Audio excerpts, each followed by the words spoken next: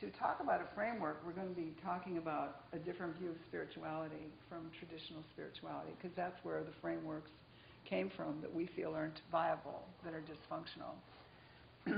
If you turn on the news and look at the newspaper, you'll find that most of the problems on the planet are problems of relationships of all types, whether it's between countries, races, parents and children, or us and the planet.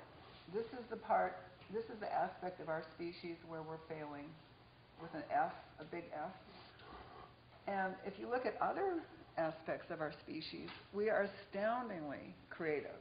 And there's amazing potential. If you look at the Olympics, what bodies are capable of, with the combination of the mind, art, symphonies, creating subways, just science. Science, technology. There's in almost every arena but relationships, we are astounding. So one of the questions is, well, why are relationships so far behind our technological cleverness that we can't keep up with our cleverness in terms of our family structures, social structures, distribution of wealth, all of that. Health insurance, health care, everything. It's just all getting an F, pretty much. Not everywhere. Some countries have D's and C's and B's, but America, right now, okay. So I think that one of the reasons that relationships are so far behind is that when it comes to science and technology, their discoveries and creations are coming out of facts. You discover something, eventually the new fact replaces the old fact, and then people run with it. Like Einstein, maybe at first they might say, oh no, that sounds too weird, but eventually the new facts, the new theories win. And then huge amounts of creativity come from that, computers, etc. Same with sports, or art itself is different. It's just individual creativity. But say capitalism, same thing. It just runs with it. When it finds something, if you give people reward, they'll work harder and they'll compete, and etc. Competition has its own motor.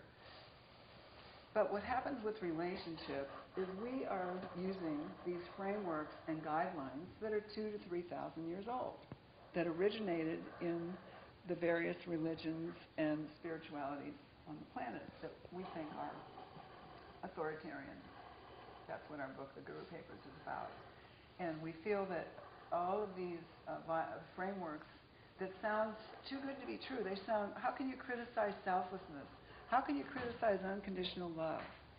How can you criticize giving, selfless service, giving, all these? Well, that's what we're here to do today.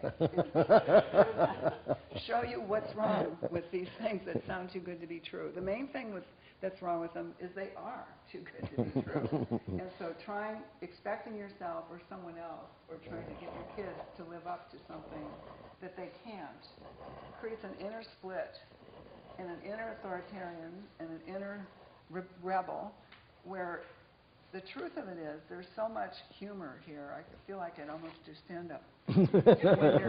when you're trying to be selfless and lose your ego because you think that means you're going to be more spiritual, you get terribly self-absorbed. You're always measuring, I've got so much ego, today maybe I have less, or today I was more humble, but, it's all about you. And why are you doing it? It's so you'll feel better, right? So... that's the spiritual conundrum. The spiritual conundrum, it's also so you'll have a better afterlife, or go to heaven, or a better next life. Also, hopefully, if everybody did it, the world would be a better place, and then you'd all be happier. But everybody's not doing it. That's not what's happening. So there's a tremendous amount of blind spots, I feel. So Joel's and my attitude is the ego has a function. It has some drawbacks, but it also has an inbuilt function and it's never going to go away, that every living thing is self-centered to some degree. That's why they eat and make love and bond and form groups and take care of themselves and protect. The spiritual ideal of Interconnectedness says boundaries are an illusion. We say, no, boundaries are not an illusion. We are both interconnected and separate. The separation in our individuation is just as real as the connection, because they're both real at the same time. It's a dialectic, it's an embeddedness. So that altruism is real, but so is self-centeredness. Self-centeredness has a positive and a negative. The positive is it's necessary for survival, for creativity, for feeling good, for healthy relationships. The negative is it can get imbalanced into war, rape, greed, corruption, etc., etc. But the old spiritual frameworks and the morality that we're all operating under, including atheists and people that let go of the old spiritual frameworks, villainize self-centeredness, calling it selfish, and villainize ego. In a way, thought is also villainized, because one of the goals of a lot of spiritual practices is to still thought so you can be more spiritual. So we're going to be actually challenging a lot of the frameworks that maybe you came in with, and hopefully not doing it in a way that's disrespectful or reductionistic, because we feel spirituality evolves.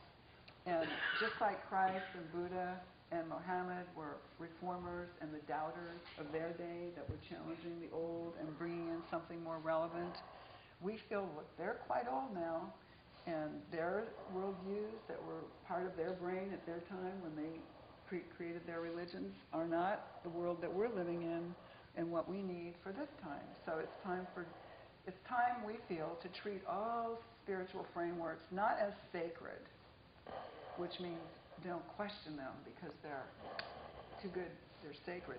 We feel it's time to treat all spiritual frameworks as potentially fallible human constructs and see what part of them is viable and valuable today and what part isn't, like we would any other paradigm or human framework.